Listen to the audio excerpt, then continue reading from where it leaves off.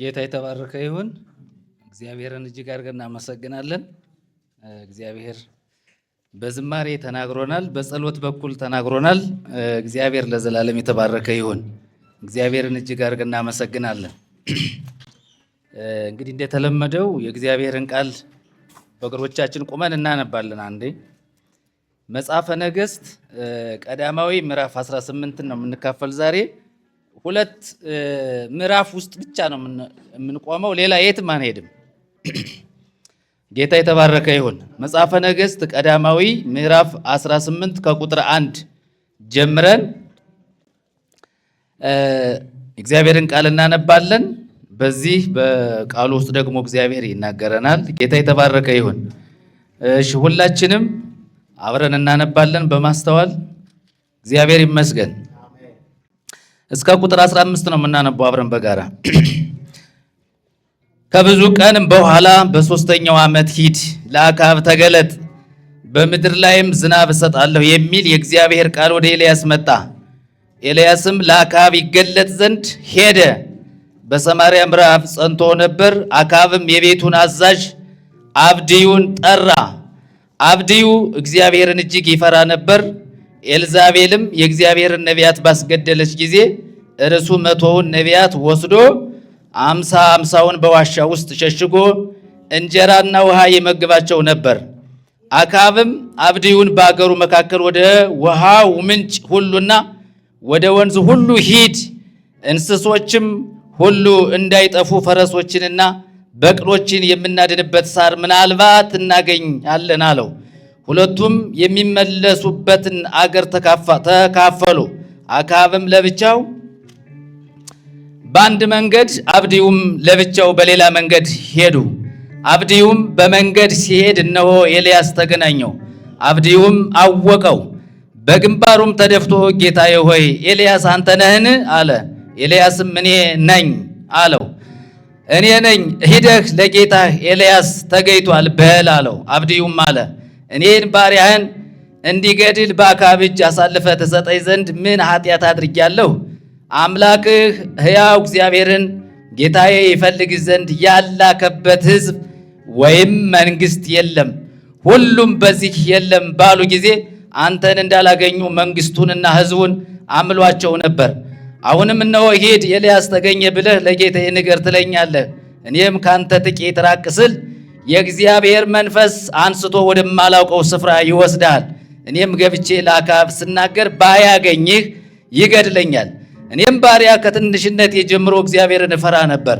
ኤልዛቤል የእግዚአብሔርን ነቢያት ባስገደለች ጊዜ 100ውን የእግዚአብሔር ነቢያት ወስጄ 50ውን በዋሻ ውስጥ ሸሽጌ እንጀራና ውሃ የመገብኳቸው ይህ ያደረኩት ነገር በውኑ ለጌታ ያልታወቀህምን? አሁንም ሂደህ ኤልያስ ተገኘ ብለህ ለጌታህ ንገር ትለኛለህ፣ እርሱም ይገድለኛል። ኤልያስም በፊቱ የቆምኩት የሰራዊት ጌታ ሕያው እግዚአብሔርን እኔ ዛሬ ለእርሱ እገለጣለሁ አለ ይላል። ክብር ለእግዚአብሔር ይሁን። እግዚአብሔር ይባርካችሁ። ቁጭ በሉ። በቃሉ ላይ ያለውን ነገር እንነጋገራለን። ጌታ የተባረከ ይሁን። ስለ ቃሉ እግዚአብሔር አምላክ ለዘላለም የተባረከ ይሁን። ሂድና ተገለጥ በሚል ርዕስ ነው የምንማረው ዛሬ ማለት ነው። ምን የሚል ርዕስ? ሂድና ተገለጥ። እንግዲህ ዛሬ ምን የሚል ርዕስ? ዋና ሐሳቡ ሂድና ምን በል ተገለጥ የሚል ሐሳብ አለ። እንግዲህ በዚህ አሁን ባነበብነው መጽሐፍ በመጽሐፈ ነገሥት ቀዳማዊ ምዕራፍ 17 ላይ ሁለት አበይት ታሪኮች ተከስተዋል። አንደኛው ታሪክ ኤልያስን እግዚአብሔር ወደ ሰራፕታ እንዲሄድ አንዱ መልእክት ቃል ሰምቶ ኤልያስ ወደዚያ እንዲሄድ እግዚአብሔር ተናግሮታል። ሁለተኛ ሐሳብ ደግሞ በኮራት ፈፋ ውስጥ ተሸሽጎ ነበር ኤልያስ። ከዚያ ከተሸሸገበት ደግሞ ውስጥ ደግሞ ቁራዎች እግዚአብሔር እንዳዘዛቸው እንጀራና ስጋን እያመጡ እንዲመግቡት እግዚአብሔር ተናግሯል። እና ለመገለጥ የእግዚአብሔር ቃል ያስፈልጋል፣ ድምፅ ያስፈልጋል። ኤልያስ በሰራፕታም እዚያም መበለቲቱም ጋር ሲመጣ እንደገና ቁራዎችም ሲመግቡት እግዚአብሔር እንደተናገረው ኤልያስ ሄደ ነው የሚለው። እግዚአብሔር እንደተናገረው፣ ምክንያቱም ከእግዚአብሔር በመጣለት ድምፅ አማካኝነት ኤልያስ መንገድ ጀመረ ነው የሚለው። እና ኤልያስ እግዚአብሔር ሲናገረው ብቻ የሚንቀሳቀስ ነቢይ እንደሆነ በጣም የሚያስገርም ሐሳብ ያለው ክፍል ነው። ወደ ዛሬው ስመጣ ግን አንድ ነገር ለ3 ዓመት ከ6 ወር ሰማይ ዝናም እንዳይሰጥ ኤልያስ ጸልዮ ነበር። ለአክዓብ ኤልያስ ሲናገረው ሕያው እግዚአብሔር ምስክሬ ነው ካፌ ቃላት በስተቀር በእነዚህ ዓመታት ሰማይ ዝናም አይሰጥም ብሎ ቃል አውጥቶ ተናግሮ ነበር ኤልያስ። የሚገርመው ነገር እንደ ቃሉ 3 ዓመት ከ6 ወር ሰማይ ዝናም መስጠት አቆመ። አሁን የምድር ጠረን መቀየር ጀመረ ማለት ነው። ለምን መሰላችሁ? ምድር መልኳ የሚያምረው ወይም ፍሬ ልትሰጥ የምትችለው ሰማይ ምድርን ካረሰረሰ ጠሉን ከሰጠ በስተቀር ነው። ሌላ ምንም ነገር የለም። አሁን በምድር ላይ ታላቅ ረሃብ ሆነ። ምን አውጥቷል? ኤልያስ ቃል አውጥቷል። እስቲ ቃል አለ በሉ። አዎ ዛሬ በደንብ ቃል ያለው ይሻገራል። ቃል ያለው በህይወት ይኖራል። ቃል ያለው ያሸንፋል። ቃል ያለው ሁሉን አሸንፎ መራመድ ይችላል። እስቲ ቃል ያለው ሰው ነው መኖር የሚችለው። በመጽሐፍ ቅዱሳችን ቃል የመጣላቸው ድምጽ የመጣላቸው እግዚአብሔር የተናገራቸው ሰዎች ከዘመናት ወደ ዘመናት ሲሻገሩ ክፉ ዘመናትን ሁሉ ሲያልፉ አይተናል። የረሃብ ዘመን በእግዚአብሔር ቃል ያለፉ ሰዎች አሉ። እና እዚህ ጋር ተመልከት። ከብዙም ቀን በኋላ በ3ኛው ዓመት ሂድ ለአክዓብ ተገለጥ በምድርም ላይ ዝናም እሰጣለሁ የሚል የእግዚአብሔር ቃል ወደ ኤልያስ መጣ ነው የሚለው። በጣም ተመልከቱት። ከብዙ ዘመን ከ3 ዓመት ምናምን በኋላ የእግዚአብሔር ቃል ወደ ኤልያስ መጣ ይላል። ተመልከት። ሰማይ ዝናም እንዳይሰጥ የተዘጋው ጠብታ በምድር ላይ እንዳይዘንም የተደረገው በቃል ነው። እንደገናም ደግሞ ሰማይ ምድር እንድትረሰርስ ሰማይ ዝናም የሰጠው ደግሞ በቃል ነው። የተዘጋውን በቃል ነው፣ የተከፈተውን በቃል ነው። የእግዚአብሔር ቃል የመጣለት ሰው በጣም እድለኛ ነው። ኤልያስ እግዚአብሔር ከተቀመጠበት ከተሸሸገበት ቦታ ሂድ ተገለጥ የሚል ቃል መጣለት። ቃል ምን የሚል? ተገለጥ። አሁን የመገለጥ ጊዜ ነው። የመገለጥ ተሸሽገህ ምንም አይነት ነገር ውስጥ ተወሽቀን የምንኖርበት ጊዜ አይደለም። አሁን ሰማይም ምድርም ሰውም እያየ ተገልጠህ ትኖራለህ። እግዚአብሔር ተገለጥ ካለ ትገለጣለህ። ግን ቃል ይዘህ ተገለጥ። ቃል ይዘህ ወዳጄ፣ ቃል ይዘህ ከተገለጥክ እግዚአብሔር አብሮ ይሰራል። እግዚአብሔር እንደተናገረው ያደርጋል። እግዚአብሔር ለአክዓብ ሂድና ተገለጥ። እግዚአብሔር ተናገረ። ለማን? ለንጉሱ ለአክዓብ። መንግስቱ ኤልያስን ይፈልጋል። ኤልያስ በመንግስት ይፈልጋል። በራሱ ቤተ መንግስቱ ያለው ሰራዊት በሙሉ ኤልያስ የተደበቀ የታለ? ኤልያስ ፈልጉ። ተራራ ሲሄዱ ኤልያስ የለም። ኮረብታም ሲወጡ ኤልያስ መገኘት አይችልም። በማን ውስጥ ነው ያለ? በእግዚአብሔር ሕልውና ውስጥ ያለ ሰው ነው። እግዚአብሔር ተገለጥ ሲለው ግን መገለጥ ጀመረ። ዛሬ ለአክዓብ ሂድና ተገለጥ። መንግስት እየፈለገ መንግስቱ ይፈልጋል፣ ግን መንግስቱ ማግኘት አይችልም። ይኸውልህ መንግስት የሚፈልግ ሰው እንድትሆን ቃል ይምጣልህ ወደ አንተ። በጣም ነው የሚገርመው። ሂድ ተገለጥ ለአክዓብ ዛሬ ከ3 ዓመት ምናምን በኋላ ቃል መጣ። ሲሰወርም በቃል ነው፣ ሲገለጥም ደግሞ በቃል ነው። ሲገለጥ ለቤተ መንግስቱ ለአክዓብ ብቻ አይደለም፣ ለቤተ መንግስትም ነው የተገለጠ ኤልያስ። የሚገርመው ነገር ታሪኩን ሲቋጨው ወደኋላ ወደፊት እየሄድን ስንመለከተው የሚገርመው ነገር ዝናም በምድር ላይ መዝነም ሊጀምር ጥቂት ደቂቃ ምናምን ሲቀረው የሚገርመው ነገር ሁለቱ መሯሯጥ ጀመሩ፣ አክዓብና ኤልያስ። ኤልያስ በእግሩ፣ አክዓብ በሰረገላ። ይኸው ለዘመናት ተሰውሮ የነበረው ኤልያስ ይኸው ንጉስ እያስከተለ መሮጥ ጀመረ። ንጉሱ ላይ የተከተለው ኤልያስ አይደለም። ቃል ከመጣለ ንጉስ ይከተላል፣ መንግስት ይከተላል፣ ኃያላን ይከተላሉ። ምን ካለህ? ቃል ካለህ። እና እዚህ ላይ ተገለጣለው። ከዚያስ ምን አለው? መጣ የእግዚአብሔር ቃል ወደ የሚል የእግዚአብሔር ቃል ወደ ኤልያስ መጣ። ኤልያስም ለአክዓብ ይገለጽ ዘንድ ምን አለ ነው የሚለው? ሄደ። ምን መጥቶለታል? ቃል። ምን የሚል ቃል? ለአክዓብ ተገለጥ። እስኪ እንገለጣለን። ይኸውልህ ዝም ብለን የሆነ ነገር ውስጥ ገብተን ተደብቀን ተሸሽገን አንኖርም። ይኸውልህ እግዚአብሔር እንደተናገረው እንገለጣለን፣ መንግስት ይከተላል። ይኸውልህ ትናንትና ያሳደዱን ይከተሉናል። ይኸውልህ ቃል እናወጣለን፣ እናሸንፋለን፣ ይከተላሉ። ሄደ። በሰማርያ ምዕራብ ጸንቶ ነበር። አክዓብ የቤቱን አዛዥ አብድዩን ጠራ። አብድዩ እግዚአብሔርን እጅግ ይፈራ ነበር። ኤልዛቤልም የእግዚአብሔር ነቢያት ይላል ባስገደለት ጊዜ እርሱ 100 ነቢያት ወስዶ 50 በዋሻ ውስጥ ሸሽጎ እንጀራና ውሃ ይመግባቸው ነበር። በዚህ በመጽሐፈ ነገሥት ላይ ስታጠፍ በጣም እግዚአብሔር ለሚያገለግሉ ሰዎች እግዚአብሔር የሚሰጣቸው ድርጎ ውሃና እንጀራ ነው። መጽሐፍ ቅዱስን ስናይ ውሃና እንጀራ እግዚአብሔር ይሰጣል። እግዚአብሔር ቁራዎችን ሲያዝዝ እንጀራና ስጋ ይመግበዋል። ቀጥሎ መበለቲቱ ምን አመጣች? ጥቂት እፍኝ ውሃ በእንጀራ ዱቄት አለ በቤቴ ስትል አይ መጀመሪያ አስቀድሚኝ እኔን አለ።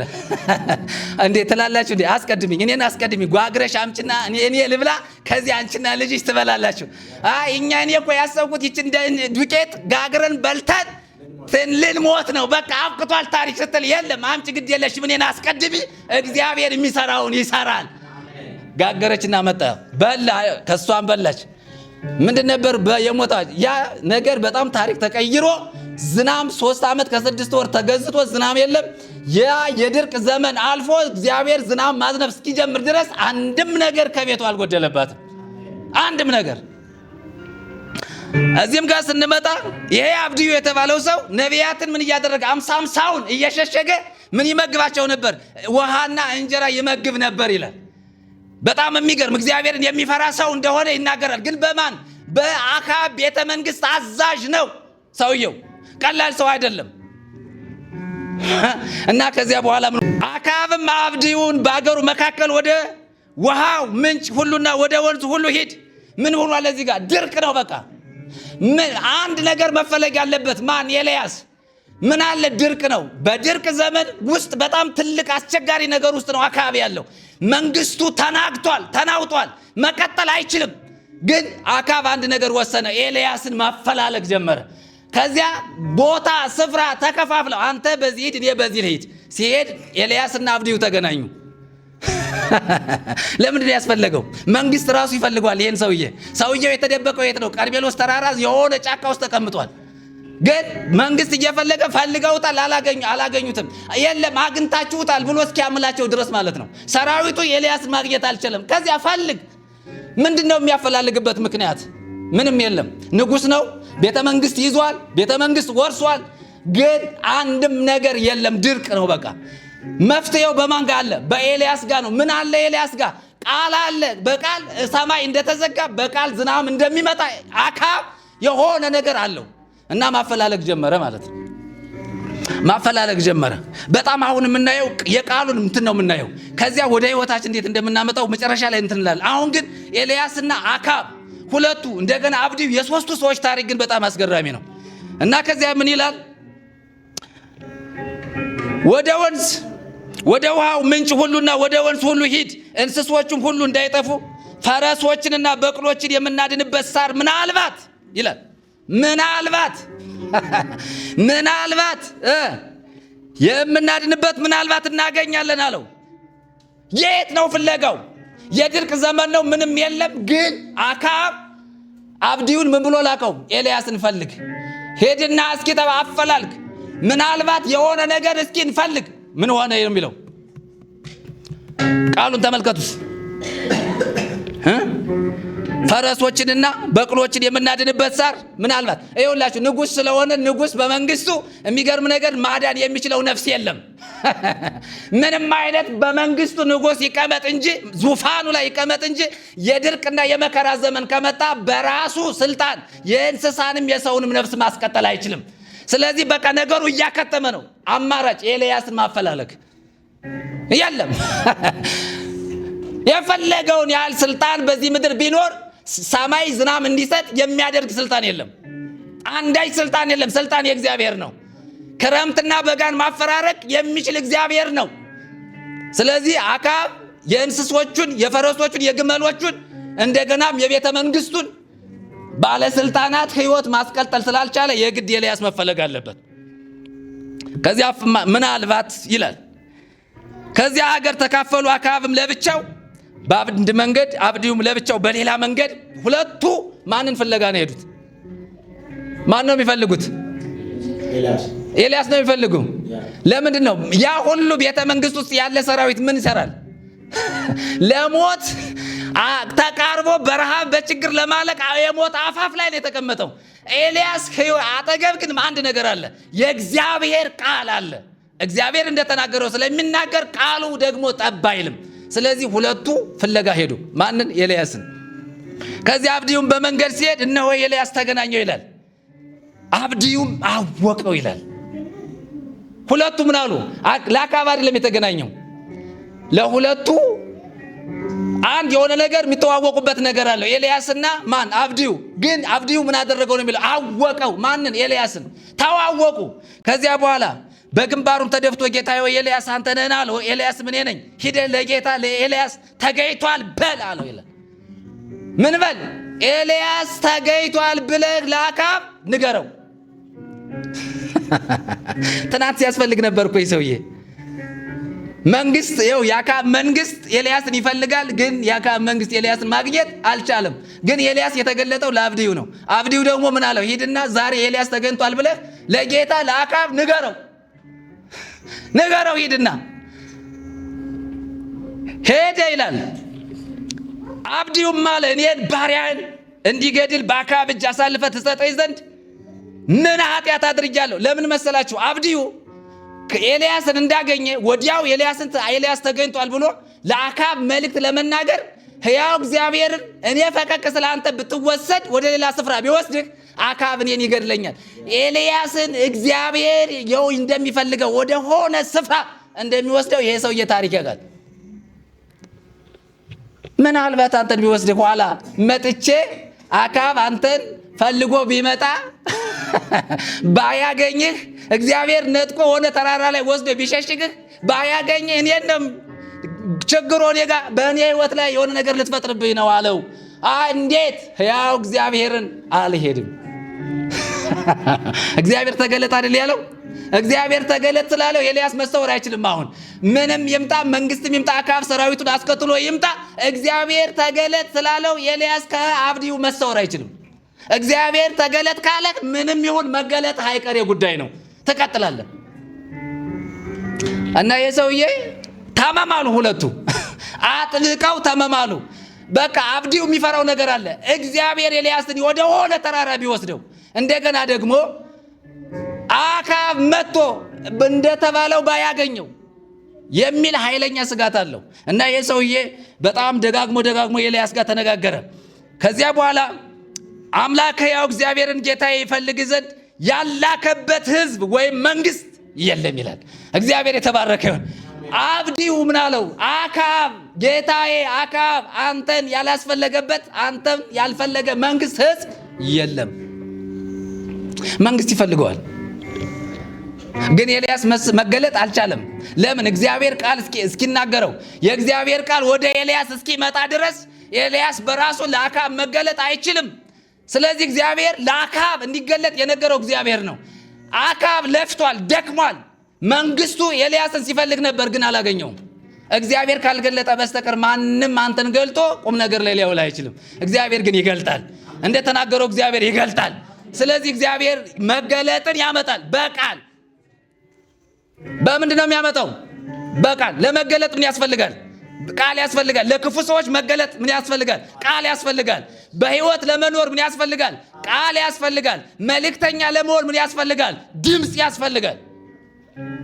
ኤልያስ ዝም ብሎ አይደለም የሚንቀሳቀሰው። ምዕራፍ 17 ላይ በጣም የሚገራርም ታሪክ በህይወቱ ተከስቷል ኤልያስ እና እዚህ ጋር ሁለቱ ተነጋገሩ።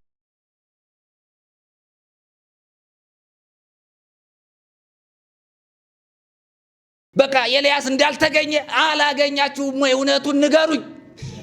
ሸሽጋችሁ ደብቃችሁኝ እንጂ ኤልያስ ጠፍቶ አይደለም።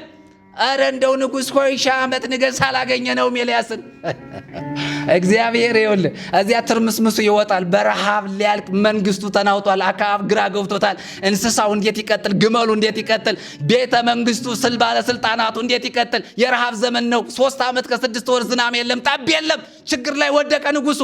ምንም ማድረግ አልቻለም። ስለዚህ ያለው መፍትሄ እግዚአብሔር በኮረፍታ በዋሻ የሸሸገው ኤልያስን ማስፈለግ ነበረበት። ተፈለገ። በጣም የሚገርመው ነገር እንደዚህ እያሉ ቀጠሉ እና ደጋግሞ የሚያወራው ይሄንን ነው። ከዚያ ምን ይላል ቃሉ? ዝቅ ብለን ስንመለከት መንግስቱ ህዝቡን አምሏቸው ነበር። አሁንም እነሆ ሂድ ኤልያስ ተገኘ ብለህ ለጌታ ንገር ትለኛለህ፣ እኔም ካንተ ጥቂት ራቅ ስል የእግዚአብሔር መንፈስ አንስቶ ወደማላውቀው ስፍራ ይወስድሃል። እኔም ገብቼ ለአክዓብ ስናገር ባያገኝ ይገድለኛል። ይኸውልህ የሚገርመው ነገር እግዚአብሔር ሲሸሽግ በማይታወቅ ቦታ በማይታወቅ ስፍራ ሸሽጎ ከጠላት ያድናል። ይኸውልህ እግዚአብሔር ከሰወረ ጠላት ሊያገኝ አይችልም። ይሄ ሰውዬ ብዙ ጠላት ይፈልገዋል። የሚሰወረው በእግዚአብሔር ነው። ይሄ አብድዩ የተባለ ሰው የሚገርም ሰውዬ ነው። እግዚአብሔር ወደማላውቀው ተራራ ወስዶ ቢያስቀምጠው ወደማላውቀው ማለት አክዓብን እንኳን እየመራው አምጥቼ እዚህ ቦታ አለ ብዬ ልናገር በማልችለው ስፍራ እግዚአብሔር ቢደብቅህ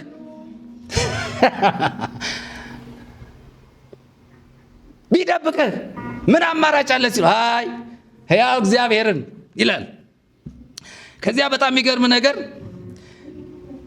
እኔም ባሪያ ከትንሽነቴ ጀምሮ እግዚአብሔር እንፈራ ነበር። ኤልዛቤል የእግዚአብሔር ነቢያት እያለ ይቃጠላል። 50 በቃ በየዋሻ እየሸሸገ ይመግብ እንደነበረ ይናገርና ቁጥር 14 ላይ ሲመጣ አሁንም ሂደ ኤልያስ ተገኘ ብለህ ለጌታ ንገር። በጣም ድግግሞች ነው። ተገኘ ትላለህ፣ እርሱም ይገድለኛል። ኤልያስም በፊቱ የቆምኩት የሰራዊት ጌታ እግዚአብሔርን እኔ ዛሬ ለእርሱ ምን እላለሁ? እገለጣለሁ። ለማን? ለአክዓብ እገለጣለሁ።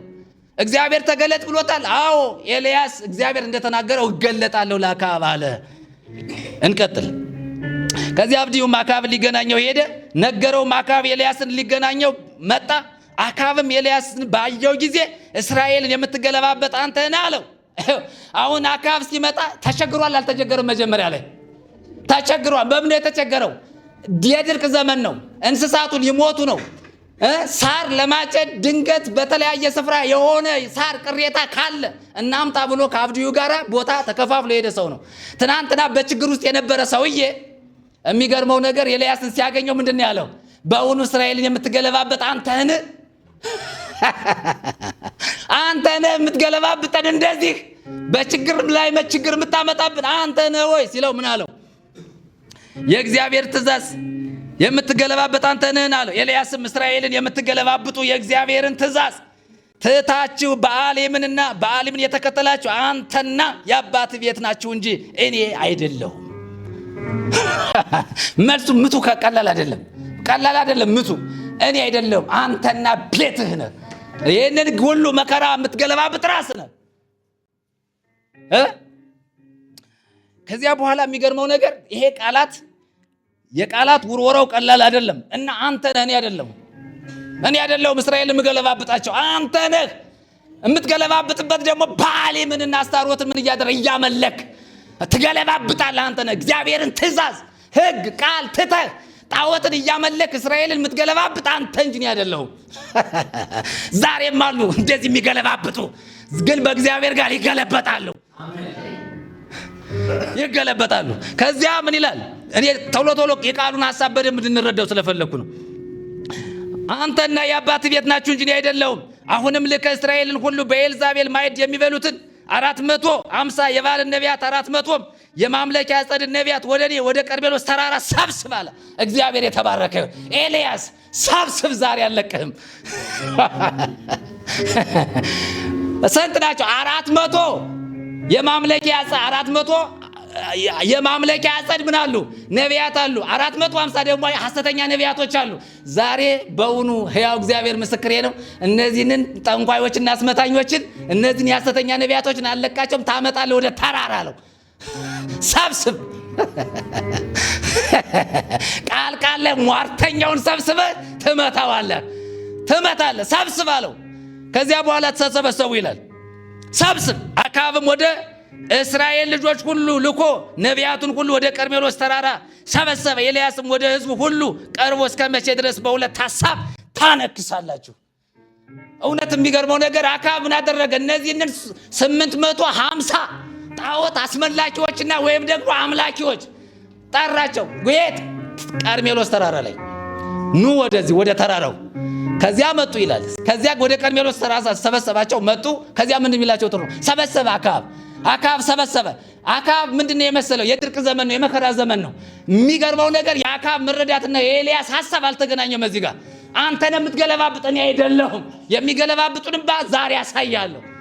አመጣ ወደ ቀርሜሎስ ተራራ ሰብስቦ ያ ዝም ብሎ በሁለት ሐሳብ የሚያነክስ አለ። አንድ ጊዜ እግዚአብሔር አንድ ጊዜ ተናሚል አስታሮትን የሚያመልካለ፣ አንድ ጊዜ በአለምን የሚያመልካለ፣ አንድ ጊዜ ደግሞ እግዚአብሔር የእስራኤል አምላክ ያህዌ እያለ በሁለት ሐሳብ እያነከሰ የሚያሸበሽባለ። ጥራው አሉ። ያንንም ያመልካል እግዚአብሔርም ይላል አለ። በሁለት ሐሳብ ተከፍሎ መከራ የሚያይ እና ኤልያስ ሰብስብልኝ እነሱን ታመጣለህ። ዛሬ አንላቀቃትም። ከዚያ ወደ ቀርሜሎስ ተራራ አክዓብ ምን እያደረገ ጠንቋዮቹንና ግብረ አበሮቹን እነሱን ሰብስቦ 850 400 የማምለኪያ አጸድ ነቢያትን 450 ደግሞ የሐሰተኛ ነቢያትን እነሱን ሰብስብልኝ አመጣ። ወደ ቀርሜሎስ ተራራ መጣና ከዚያ በኋላ በሁለት ሐሳብ የምታነክሱ አይ ኤልያስ በሁለት ሐሳብ እስከ ማይዜኑ ታነክሱ በክሌዮን ጌጋያቲክሙ በሁለት ሐሳብ እስከ መቼ ታነክሳላችሁ? ዛሬ የምታመልኩትን ምን በሉ ለዩ። እስኪ ዛሬ ምን የሚመለከው ይለያል። ይኸውልህ በሁለት ሐሳብ አታነክስ። በሁለት ሐሳብ ወዲያ አትበል። ይኸውልህ ለእግዚአብሔር ከወንክ ለእግዚአብሔር ቁም። ከዚያ በኋላ ምን ይላል መሰላችሁ? በጣም የሚገርም ነገር ነው። እግዚአብሔር አምላክ ቢሆን ርሱን ተከተሉ፣ በዓል ግን አምላክ ቢሆን ርሱን ተከተሉ አለ። ህዝቡም አንዲት ቃል አልመለሱለትም። ለኤልያስ ማንም መልስ ሊሰጠው አልችልም። እግዚአብሔር አምላክ ከሆነ እሱን ተከተሉ፣ በዓል አምላክ ከሆነ ደግሞ እሱን ምን በሉ ተከተሉ ብሎ ሲናገር የኤልያስን ሐሳብ የተቃወመ ወይም ደግሞ እንዲህ ነው ሊለው አልቻለም። ሁሉም ሰው ጸጥ ብሎ ሰማ። ዛሬ ይለያል ነው የኤልያስ ሐሳብ። ዛሬ የምታመልኩትን ልታውቁ ያስፈልጋል። ዛሬ በሁለት ሐሳብ ማነከስ አይቻልም። ከዚያ ኤልያስ ጠራ። በጣም የሚገርመው ነገር ኤልያስም ህዝቡን አለ ከእግዚአብሔር ነቢያት እኔ ብቻ ቀርቻለሁ። ለበዓል ነቢያት ግን 450 ሰዎች ናቸው። 2 ወይፈኖች ይሰጡን፣ እነርሱም አንድ ወይፈን ይምረጡ፣ እየብልቱም ይቁረጡት፣ በእንጨትም ላይ ያኑሩት፣ በበታችሁም እሳት አይጨምሩ። እኔም ሁለተኛውን ወይፈን አዘጋጃለሁ። 2 ወይፈን ነው የቀረበ። 2 ወይፈን ቀረበ። አንዱ ለእግዚአብሔር የሚሰዋ ነው፣ አንዱ ለበዓል ነቢያት የሚሰዋ ነው። ስለዚህ 2 አቀረቡ። ከዚህ በኋላ ኤልያስ እናንተ ብዙ ናችሁ፣ እኔ አንድ ነኝ። ከእግዚአብሔር ነቢያት ወይም ደግሞ ከእውነተኛ ነቢያት እኔ አንዱ ብቻ ቀርቻለሁ። እናንተ ቅደሙና እስኪ እናንተ የምትሰውቱን ሰው፣ የምታርዱትን ረዱ፣ የምትጠሩትን ጥሩ፣ ከዚያ አምልኮ አድርጉ። ከዚያ ጥሩት ማንን? አምላካችሁን። አሁን በቃ ብዙ ናችሁ እናንተ 450 ናችሁ። ወይፈኑን ረዱ፣ ደርድሩ። የምትደረድሩትን በገና ካስፈለገ ምንም ካስፈለገ ደርድሩና ማምለክ ጀምሩ። እኔ ቆሜ ልስማ። አሁን የእናንተ ጊዜ ነው፣ የእናንተ ተራራ። እስኪ አምልኩ፣ ጥሩት። አምላካችሁ በዓልን ጥሩትና እስኪ ይምጣ፣ ይሄ እስኪ ይናገር፣ መልስ ይስጥ። ምን ይበል? መልስ ይስጥ። ከዚያ በኋላ በጣም የሚገርመው ነገር ተከፋፈሉ ወይፈን። ከዚያ በኋላ በበታችሁ እሳት ይጨምሩ፣ እኔም ሁለተኛውን ወይፈን አዘጋጃለሁ፣ በእንጨቱም ላይ አኖራለሁ፣ በበታችሁ እሳት አልጨምርም። እናንተም የአምላካችሁን ስም ጥሩ፣ እኔም የእግዚአብሔርን ስም እጠራለሁ። ሰምቶም በእሳት የሚመልስ አምላክ እርሱ አምላክ ይሁን። ህዝቡም ሁሉ ይህ ነገር መልካም ነው ብለው ምን አሉ ይላል? ተስማሙ። ሰምቶ በምን የሚመልስ? በእሳት የሚመልስ እርሱ ምን ይሁን? አምላክ ይሁን። እስኪ ሰምቶ በእሳት የሚመልስ የኤልያስ ውርድ ይሄ ነው። ሰምቶ በእሳት የሚመልስ እርሱ አምላክ ይሁን የሚል ሐሳብ ተወራረደ ኤልያስ። አሁን ጥሩት ጥሩት። ከዚያ ኤልያስ የበዓል ነቢያት እናንተ ብዙዎች ናችሁ፣ እናስቀድማችሁ አንድ ወይፈን ምረጡና አዘጋጁ፣ የአምላካችንም ስም ጥሩ፣ በበታችሁ እሳት አትጨምሩ አላቸው። በጣም የሚገርመው ነገር ይሄን መስዋዕት ሰውና ረዱና በመሰዊያው ላይ አቅርቡ፣ ደርድሩት። በበታችሁ ግን ምን እንዳታደርጉ? ከበታችሁ እሳት እንዳታነዱ። ደርድሩና አስቀምጡ፣ በየብልቱ ቆርጣችሁ ቁጭ አድርጉ። አሁን አምላካችሁን ጥሩ። አሁን ያለ ምንም ነገር እሳት መጥቶ የሚበላለት እርሱ ምንድን ነው? አምላክ ነው። ሌላ እሳት አደራ እንዳትለኩሱ እንዳትለኩሱ፣ የለም። ከዚያ በኋላ ምን ሆነ ነው የሚለው? ከዚያ በጣም የገረመው ነገር አትጨምሩ አላቸው። ወይፈኑም ወስደው አዘጋጁ። ከጠዋትም እስከ ቀትር ድረስ በዓል ሆይ ስማን እያሉ የበዓልን ስም ጠሩ። ድምፅም አልነበረም። አይውላችሁ ድምፅም ከምን ከጠዋት እስከ ምን ድረስ? እስከ ቀትር ድረስ በዓልን ሲጠሩት ድምፅ የለም። ድምፅ የለም። ድምፅ የሚባል ነገር የለም። ከዚያስ ምንድን ነው የሚለው? ድምፅ አልነበረም፣ የሚመልስም አልነበረም። በሰሩትም መሠዊያ ዙሪያ እያነከሱ ያሸበሽቡ ነበር። ሰዎቹ ምን ያደርጋሉ? በሰሩት መሠዊያ ፊት ምን እያደረጉ ነው? እያነከሱ ምን ያደርጋሉ? ያሸበሽባሉ። በጌታ በኢየሱስ ስም ይኸውላችሁ እየጠሩት ነው በዓልን፣ ግን አንድም ነገር የለም። ምን እያደረጉ ነው? እየዘመሩለት ነው አይደል? አምልኮ እየተካሄደ ነው። ስሙን ይጠሩታል፣ ግን ድምፅ የለም፣ የሚመልስም ነገር የለም። እያነከሱ ከጧት እስከ ቀትር ጊዜ በዓልን ሲጠሩት ዋሉ፣ ግን መልስ የለም። መልስ የለም። የሚመለከው የሚሰማ አይደለም፣ የሚሰማ አይደለም፣ የሚያይም አይደለም፣ የሚመልስም አይደለም። ድምፅ አልባ ቁሳቁስ ነው የሚመለከው። ስለዚህ ምን ሆነ? ስማን አይሰማም። ከዚያ ኤልያስ ምን አላቸው? ምን አላቸው? በቀትርም ጊዜ ኤልያስ አምላክ ነውና አለ። ኤልያስ አምላክ ነውና በታላቅ ቃል ጩኹ። እስኪ አምላክ ነው እኮ እየተዘባበተባቸው ነው። አምላክ ነው። በታላቅ ቃል ምን በሉ? ጩኹ። ከዚያስ ምናልባት ሐሳብ ይዞታል። ምናልባት ምን ይዞታል? ሐሳብ ይዞታል። ምኑ? በዓል ሐሳብ ይዞታል። ሲጀመር ሐሳብ የሚባል የለውም። አለው እንዴ? ጣዖት ሐሳብ የለውም። ግዑዝ ነው፣ የሆነ ቁስ ነው እንጂ እንደ ሰው ሐሳብ ያለው አይደለም። ስለዚህ እነሱ ምን አደረጉት? ሐሳብ ይዞት ይሆናል፣ ጥሩት። አንድ ከዚያስ ምናልባት ሐሳብ ይዞት ይሆናል፣ ጥሩት። ወይም ፈቀቅ ብሏል፣ ወይም ወደ መንገድ ሂዷል፣ ወይም ተኝቶ እንደሆነ መቀስቀስ ያስፈልገዋል አለ። ወይ ወደ መንገድ ሂዷል፣ ወይ ከእናንተ ፈቀቅ ብሏል፣ ወይ የሆነ ሐሳብ ይዞታል፣ ወይ ደግሞ መቀስቀስ ካስፈለገው ሂዱና ቀስቅሱት። ወይዳ መከራ ትገባለህ። የማይሰማ እያመለክ ዳ ትገባለህ። ወዳጄ የሚሰማውን አምልክ፣ የሚያየውን አምልክ፣ የሚመልሰውን አምልክ፣ የሚያዳምጠውን አምልክ።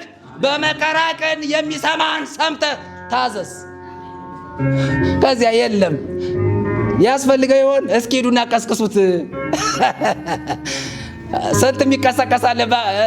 የለም። አሁን እኛ የምንቀሰቅሰው አምላክ የለንም። የለም። ፈቀቅ ብሎ የሆነ መንገድ ላይ ያለ የሚቀሰቀስ ሐሳብ የሚይዘው የሆነ የደነዘዘ አምላክ የለንም። የኛ አምላክ እስራኤልን የሚጠብቅ አምላክ አይተኛም፣ አያንቀላፋም። እሱ በሰማይ በምድር የሚሰማ አምላክ አለን። እና ከዚያ በኋላ መቀስቀስ ያስፈልገዋል እያለ አላገጠባቸው። በታላቅ ቃል ቢጮሁ እንደ ልማዳቸው ደማቸው እስኪፈስ ድረስ ገላቸውን በካራና በቀጭኔ ይላል። ወይ ጉድ! ይኸውልህ የማይሰማ ስታመልክ ራስህን ነው የምትበላው። በካራና በቀጭኔ መተልተል ጀመሩ። አይሰማማ፣ ተናደዱ።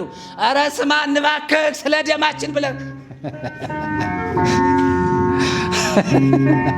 ኧረ እባክህ በዓል ወይ ስማ። ከዚያ በካራና በምንድን ነው የሚለው? በቀጭኔ ስጋቸውን መተልተል ጀመሩ። ይሰማል? አሁንስ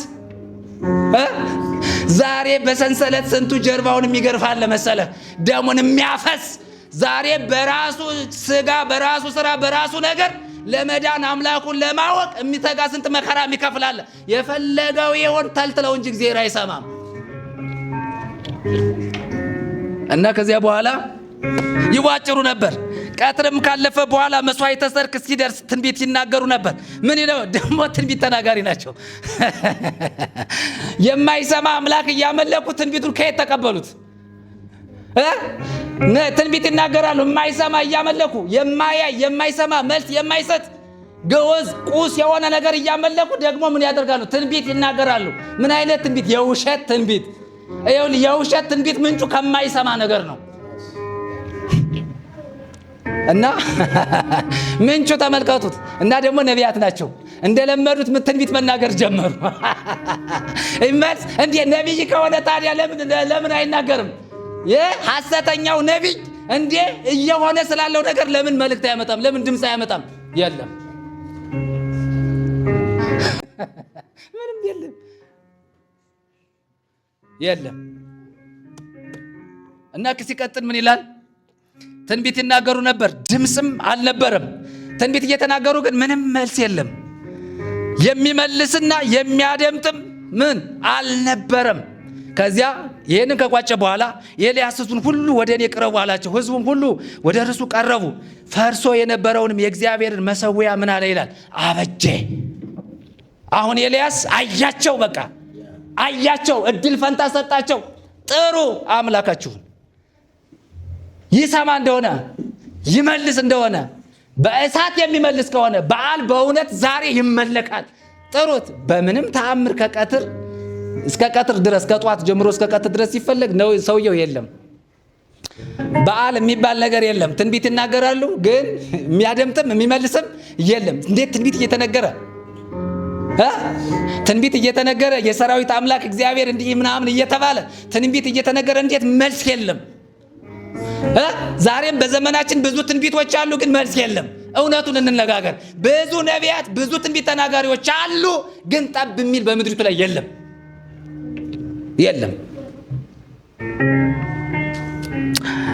ከዚያ ሕዝቡን ሰበሰበ።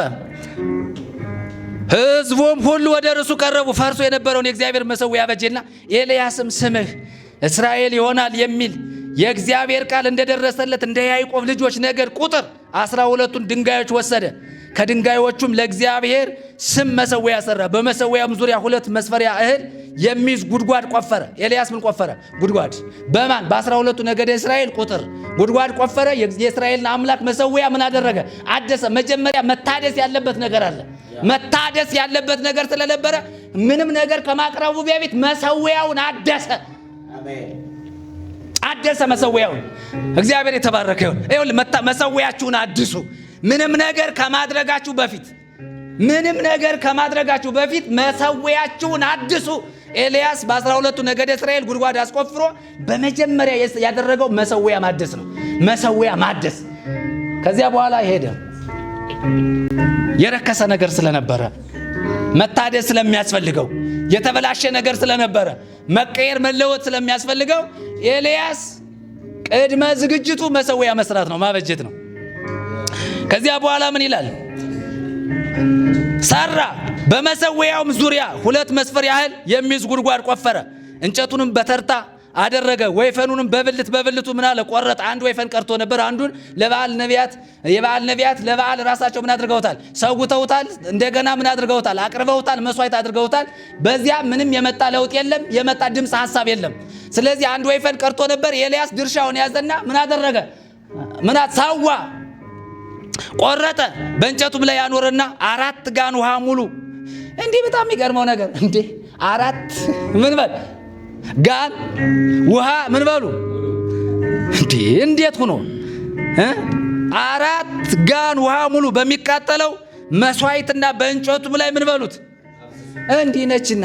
አሁን ለምሳሌ በሀገራችን እርጥብ እንጨት ለማያያዝ መከራ አይደለም ነው አይደለም? መከራ እኮ ነው። ኤልያስ ግን ገልብጦ ነው ያመጣው። ገልብጦ ማለት የደረደረውን እንዲያንዳንዱን ነገር እንጨቱን ምኑን ካደረገ በኋላ ምን አድርጉበት? ውሃ ቸልሱበት። ውሃ ምን በሉት? ቸልሱበት። እንዴ ለምን? አይ እግዚአብሔር የሚሰራውን እናያለን። ውሃ አፍስሶ አለ። ደግሞም ድገሙ አለ። እነርሱም ደገሙ። እርሱም 3ኛ አድርጎ አለ። 3ኛም አደረጉ። ውሃውን በመሠዊያው ዙሪያ ምን አደረገ ይላል? ፈሰሰ። ከዚያ ደግሞም ጉድጓዱን በውሃ ሞላው።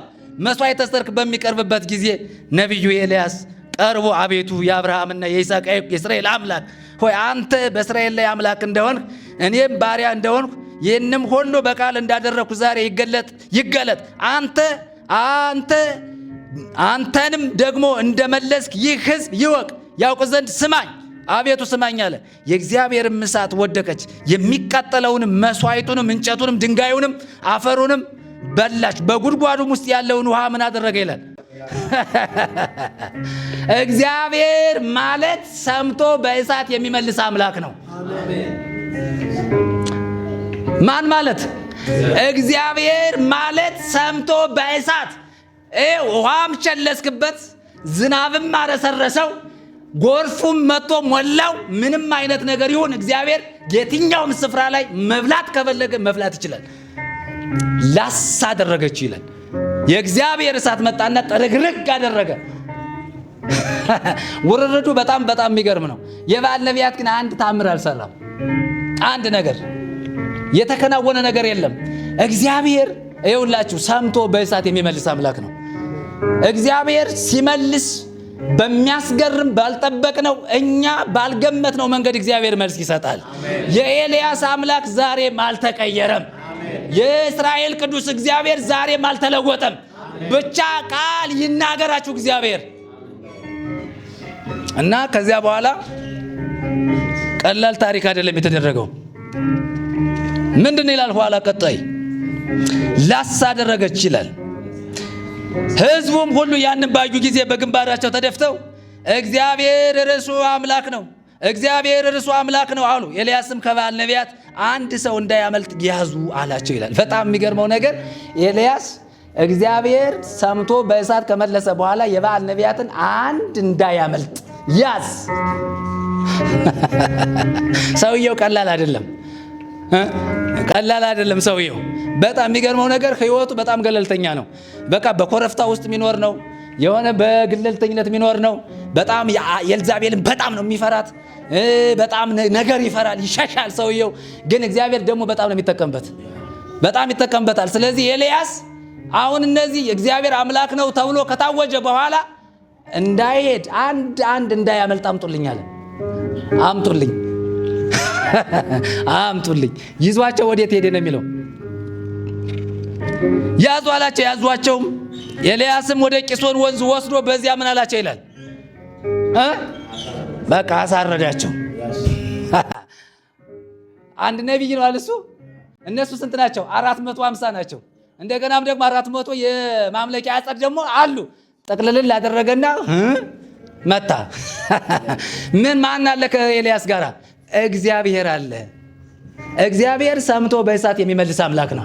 እኛ የምናመልከው እግዚአብሔር ሰማይን ምድርን የሰራ በሰማይ በምድር ሙሉ የሆነ ዘላለማዊ የሆነ አምላክ፣ ክብር የተገባው ምስጋና የተገባው አምላክ ነው የምናመልከው። ይህንን አምላክ ደግሞ ከጠራ ነው ይሰማናል፣ ይሰማል እግዚአብሔር። ስለዚህ እግዚአብሔርን ምን ማለት ስናመልክ ሰምቶ በእሳት የሚመልስ አምላክ መሆኑ በእኛ ልብ ውስጥ መስፈር አለበት። ስናመልክ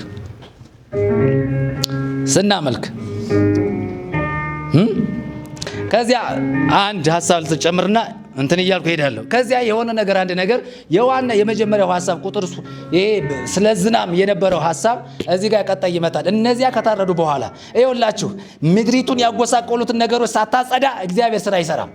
ኤልያስ ዝናሙ ተመልሶ ለመዝነብ መጽዳት ያለበትን ነገር አጸዳው፣ ያዘና እንዳለ ይኸውላችሁ እግዚአብሔር እንዲገለጥ፣ እግዚአብሔር ስራ እንዲሰራ፣ እግዚአብሔር ወደኛ ህይወት እግዚአብሔር በታምራት እንዲመጣ ካስፈለገ መጽዳት ያለበትን ነገር መጀመሪያ ማጽዳት ያስፈልገናል። ኤልያስ አጸዳ። መጀመሪያ የበዓል ነቢያትን አጸዳ፣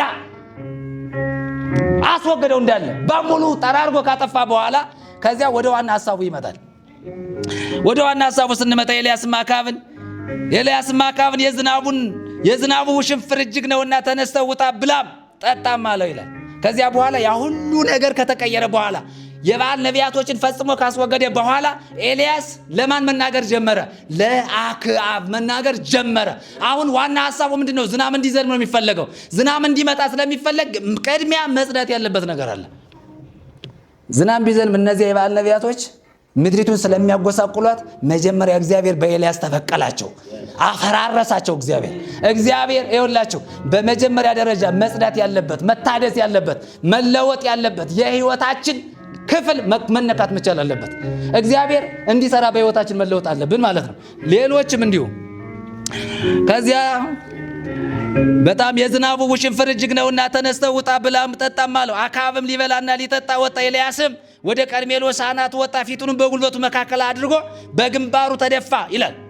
አሁን ሰውየው የት ነው መኖሪያው? ወደ ቀርሜሎስ ተራራ ወጣ። ቀርሜሎስ ይሄ ባህር አካባቢ ያለ በጣም የውሃ ሽታ የማይጠፋበት አካባቢ ነው። ኤልያስ እዚያ ነው። እታች ግን ማህበረሰቡ በድርቅ እያለቀ ነው። እግዚአብሔር ሲሸሽግ ጠል ባለበት ቦታ ይሸሽግሃል፣ ያኖራል እግዚአብሔር። እና ይህ ሰውዬ ተራራ ላይ ነው ያለው። ስለዚህ ወደ ጠራቸው ነው ወደ ላይ ያመጣቸውና ከዚያ በኋላ ወዴትና ወደ ቀርሜሎስ አናት ውጣ፣ ፊቱንም በጉልበቱ ይላል ተደፋ። ብላቴናውን መጥተህ ወደ ባህሩ ተመልከት አለው። ወደ ማን ይላል? ወደ ምን ነው የሚለው? ወደ ባህሩ ተመልከት። ቀርሜሎስ አካባቢ ላይ ምን አለ? ባህር አለና ከበታች ምን እያዩ ነው? መከራ እያዩ ነው አይደል? እዚህ ጋር ግን ምን አለ? ኤልያስ አለበት አካባቢ እግዚአብሔር ምን አስቀምጧል? ባህር አለ። እዚያ ጋር ምን አለ? ትልቅ የሰው እጅ መዳፍ የምታክል ደመና ልትወጣ ነው። ኤልያስ አለበት ልምላሜ አለ፣ አካብ የሌለ አለበት ደግሞ ድርቅ ነው። ይኸውልህ እግዚአብሔር በለመለመ ስፍራ ያሰማራሃል። በጣም የሚገርመውና ወደ ቀርሜሎስ ተራራና ይኸውላችሁ እናንተ ሰውን በክርስቶስ ኢየሱስ ና ብላችሁ ስትጠሩት ወደ ልምላሜ ነው የምታመጡት። መልካም መዓዛ ወዳለበት እግዚአብሔር ወደሚገኝበት የእግዚአብሔር ሐሳብ ወዳለበት እና ስትሉት ሰውየው ምንድነው ከእግዚአብሔር ሐሳብ ተካፋይ ይሆናል። እና ኤልያስ ወደ ቀርሜሎስ ተራራ ነው። ከዚያ አቀርቅሮ በጉልበቱ መካከል ሲጸልይ ብላቴናውን ተመልከት እያለ ደጋግሞ ሲናገረው እናያለን። ከዚያ በኋላ ምን ሆነ ይላል? ተመልከት አለ። ወጥቶም ተመልክቶም ምንም የለም አለ። እርሱም 7 ጊዜ ተመላለሰ። 7 ጊዜ ተመላለሰ ይላል። 7 በእስራኤል ምንድን ነው? በአይሁድ ፍጹምነት ነው። ተመላለሰ። በሰባተኛውም ጊዜ ነው የሰው እጅ የምታህል ታናሽ ደመና ከባህር ወጣች አለ ይላል። በጣም የሚገርመው ነገር 7 ጊዜ ከተመላለሰ በኋላ ታናሽ የሰው እጅ ምን ታቅል ምንድን ነው የመጣችው? ደመና ስትወጣ አይደለ? ኤልያስ ያለበት አካባቢ ምንድን ነው? ኤልያስ ያለበት ቦታውን ባህር የሆነ ባህር አለ፣ የሚታይ ባህር። ሰው ልደቅ ያንን እንትኑን ሄድና አይ ሲለው የሚያይ የትኛውን ነው? ባህር ነው። አሁን ከባህር ስትወጣ ያያል። እና አካብ ሰፈር ምን አለ?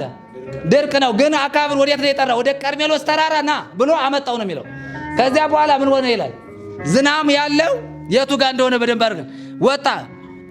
ታናሽ ደመና ከባህር ወጣች። እርሱም ወጥተህ አካብን ዝናብ እንዳይከለክልህ ሰረገላህን ጭነህ ውረድ በለው አለው። ከጥቂትም ጊዜ በኋላ ሰማዩ ከደመናው በነፋሱት የተነሳ ጨለመ፣ ብዙም ዝናም ሆነ ይላል። ከትንሽ ጊዜ በኋላ ምንድነው? ሰማይ ተጨነቀ አልተጨነቀም? አሁን ኤልያስ ያ የተናገረው ቃል ምን እየሆነ መጣ? ፍጻሜ እያገኘ መጣ። ወደ ቀርሜሎስ ተራራ እና ብሎ የጠራው ማን ነው? አካብ ነው። ሌላ ሰው አልጠራም። ሌሎችማ ሙተዋል። ሌሎችን መጣ። አካብን ይዞ ምን አደረገ? ወደ ቀርሜሎስ ተራራ መጣ። ከዚያ በኋላ ቀርሜሎስ ተራራ እያለ ትንሽ የሰው እጅ መዳፍ የምታክል ደመና ከባህር ወጣች። ከዚያ በኋላ ሰማዩ ወዲያው መጋጨት ጀመረ። በነፋስ ሰማዩ በደመና ተጨናነቀ።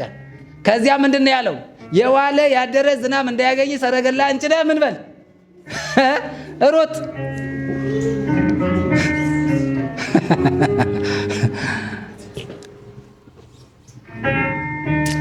በጣም የሚገርም ሰው።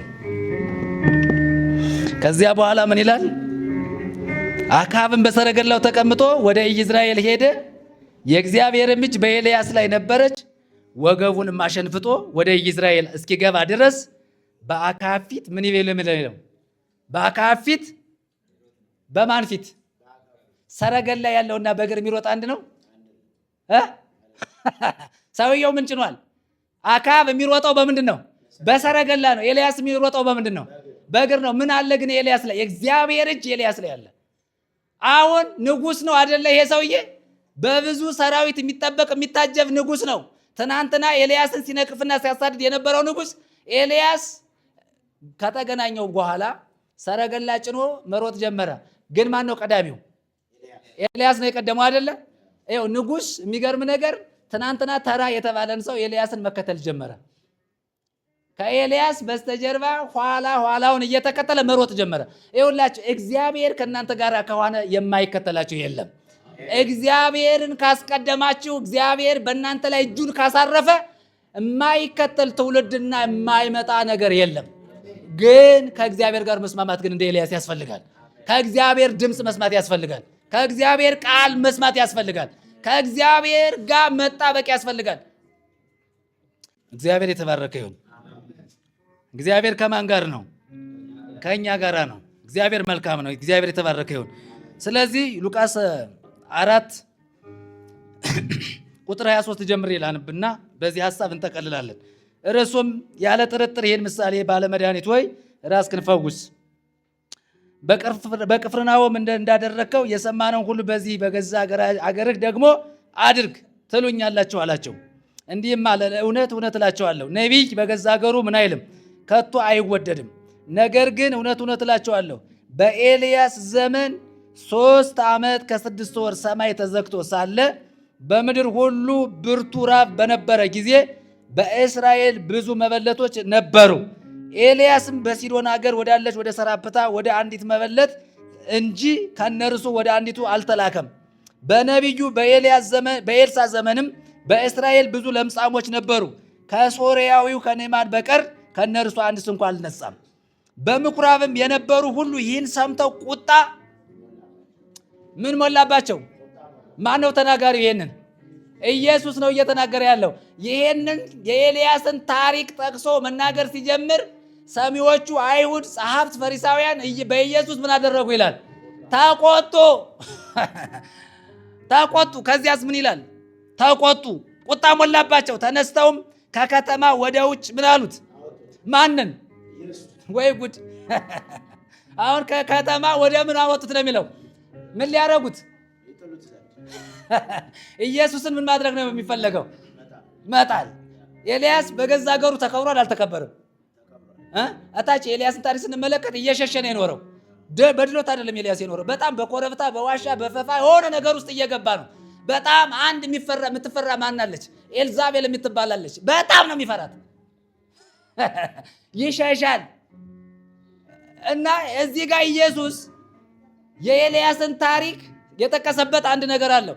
ወደ አንዲቱ መበለት ነው፣ ወደ አንድ ለምጻም ሰው ነው፣ ከዚህ ወደ ሌላ አልተላከም እያለ ታሪክ ይናገርና ይህን ታሪክ እየጠቀሰ ሲነግራቸው ነቢይ በገዛ ሀገሩ ምን አይልም አይወደድም እያለ ሲነግራቸው በቁጣ ገነፈሉ።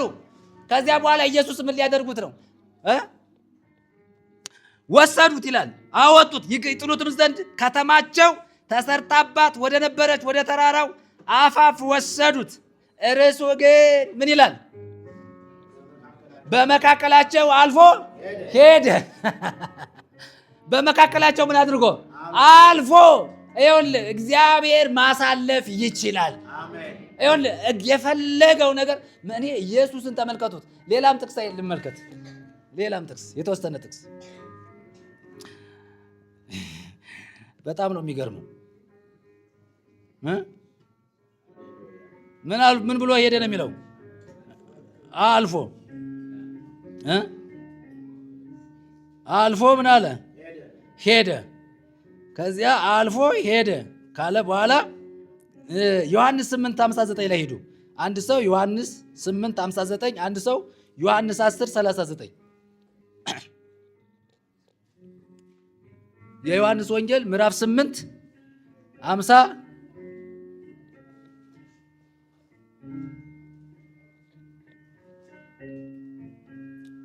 ምን ይላል? እስኪ ቄሱ ስለዚህ ሊወግሩት ድንጋይ አነሱ።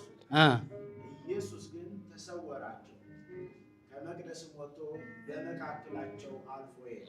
አሁንም ኢየሱስ ምን አድርጎ ሄደ? ከመካከላቸው ምን አድርጎ ሄደ? አልፎ ሄደ። ኤልያስ ይፈለግ ነበር አይፈለግም? ይፈለግ ነበር። ግን ይታወቃል ኤልያስ ያለበት? አይታወቅም። ይኸውልህ እግዚአብሔር መንገድ ከፍሎ ባህር ከፍሎ የሆነ ነገር ከፍሎ ማሻገር ይችላል።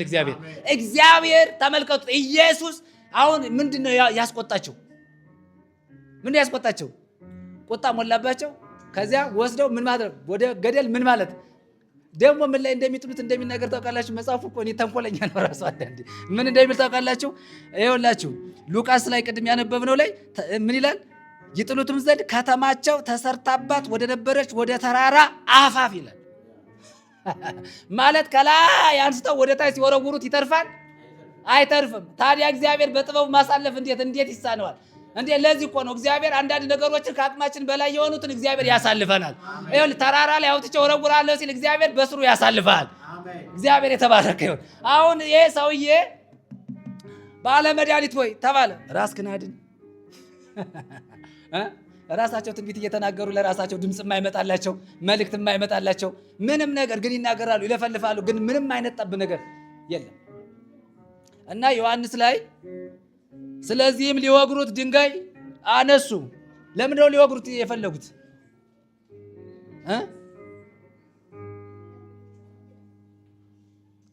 ኢየሱስ እውነት እውነት እላችኋለሁ አብርሃም ሳይወለድ እኔ አለሁ አላቸው። ይሄን በመናገሩ ምን ሊያደርጉ ፈለጉት? ሊወግሩት። ምንድነው? አብርሃም ሳይወለድ እኔ አለሁ በማለቱ ምን አደረጉት? ሊወግሩት ፈለጉ። ግን ኢየሱስ አልፎ ሄደ አልሄደም? አልፎ ሄደ። ከዚያ ስለዚህም ሊወግሩት ድንጋይ ያነሱ። ኢየሱስ ግን ተሰወረባቸው። በመቅደስም ወጥቶ በመካከላቸው አልፎ ሄደ። ዮሐንስ 10 ቅድም 39 እንግዲህ ደግሞ ሊይዙት ፈለጉ፣ ከእጃቸውም ወጣ። ዮሐንስም በመጀመሪያ ያጠምቅበት ወደ ነበረው ስፍራ ወደ ዮርዳኖስ ማዶ እንደገና ሄደ፣ በዚያም ኖረ። አሁን ከእጃቸው ምንድን ነው የሚለው? ከምናቸው ወጣ ነው የሚለው? ከእጃቸው ከተያዘ ነገር እግዚአብሔር ያስለቅቃል። ይዞ እንኳን ምንም ላይ አያደርግም። እግዚአብሔር ምን ይላል? ያሳልፋል። እግዚአብሔር የተባረከ ይሁን። ይኸውላችሁ እንግዲህ ሐሳቤን ስቋጭ ተቀልል ኤልያስ ነገሮቹን ምዕራፍ 19 ላይ ስትሄዱ የምታያቸው ነገሮች አሉ። እግዚአብሔር ቀባልኝ ብሎ የቀባቸው ሰዎች አሉ። በአጠቃላይ ደርድሮ በቃ ቀባለው እግዚአብሔር ቀባ እያንዳንዱን ነገር ኤልያስ ማለት ነው። ከዚያ በኋላ ወደ ፍጻሜ ይሄዳል ኤልያስ እና እዚህ ላይ ግን ምን ማየት የምንፈልገው ነገር እነዚህ አሁን በሰው ሕይወት ውስጥ የተቀረቀሩ እንደ በዓል ነቢያት አሉ። በሁለት ሐሳብ እያነከሱ ሰዎች እንዲያሸበሽቡ እንዲያመልኩ የሚያደርጓቸው ነገሮች፣ እነሱን ነገሮች ለመምታት የእግዚአብሔርን ቃል መቀበል ያስፈልጋል። የእግዚአብሔርን ሐሳብ መስማት ያስፈልጋል። ድምፁን መቀበል ያስፈልጋል። ይኸውልህ ለማፍረስ የእግዚአብሔር ቃል ያስፈልጋል። ለማደስም የእግዚአብሔር ቃል ያስፈልጋል። ለመኖር የእግዚአብሔር ቃል ያስፈልጋል። እግዚአብሔር የተባረከ ይሁን እና ኤልያስ ይሄን አደረገ። መወገድ ያለበትን ነገር ኤልያስ ሲያስወግድ እንመለከታለን። ክብር ለእግዚአብሔር ይሁን። እኛ እግዚአብሔር እናመልካለን። ከክፉ ነገር ያስመልጠናል። ከእጃቸው ያስመልጠናል። ከተያዝንበት ነገር ያስለቅቀናል። ከተለያየ ትብታብ እግዚአብሔር ይፈታናል። እግዚአብሔር ሕዝቡን በሰላም ደግሞ ይባርካል። እግዚአብሔር መልስ አለው። እግዚአብሔር የዘገየ የሚመስላችሁ ሰዎች እግዚአብሔር መልስ አለው። እግዚአብሔር በምንም ተአምር አይታለልም። እግዚአብሔር የሚሰማ አምላክ ነው። የሚያይ አምላክ ደግሞም ሰምቶ በእሳት የሚመልስ አምላክ ነው። ክብር ለእግዚአብሔር ይሁን። ስለዚህ ይኸውላችሁ አሁን ሉቃስን አየን፣ ዮሐንስን ደጋግመን አየን። ኢየሱስ በመካከላቸው አልፎ ሄደ። እግዚአብሔር ይኸውላችሁ በእኛ ህይወትም እንደዚህ ነው ያሳለፈን። እግዚአብሔር ስንቱ ሰው ጋማውን እየተያዘ ግን እግዚአብሔር ደግሞ ጣልቃ እየገባ ያሳልፋል። እና የኤልያስን ህይወት ስመለከተው የሚገርም ህይወት ያለው ቃል የሚቀበል እግዚአብሔር እንደተናገረው የሚያደርግ እግዚአብሔር እንዳለው የሚሄድ ስፍራ ሲጠቁመው ስፍራ አይቶ የሚሄድ ግን ያልተቅለበለበ በጣም የሚገርም ጨዋ ነብይ። በጣም የሚገርመው ነገር ምንም እኮ አይታወቅም። በቃ እግዚአብሔር ሲለው ብቻ የሚገለጥ ነብይ። እግዚአብሔር ሲለው በል ሲለው የሚያወራ እና እግዚአብሔር የተባረከ ይሁን። እግዚአብሔር እናመሰግናለን። እንጸልይ።